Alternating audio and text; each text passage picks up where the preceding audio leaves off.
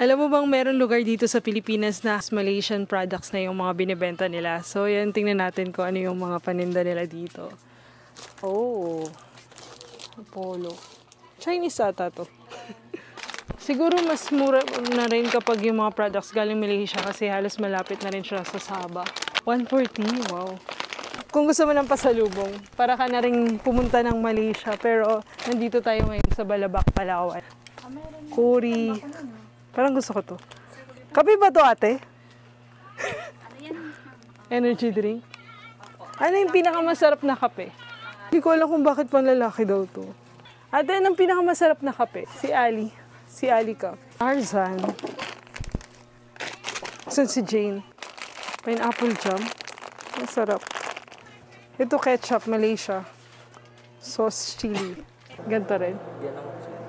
Sige. Dito tayo, risk taker. Oo nga, hindi talaga siya familiar.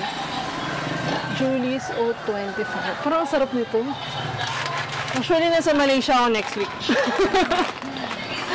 Ito rin, yung fabric. Malaysia. Sedang. Yung ganito tayo magkano? Bigat.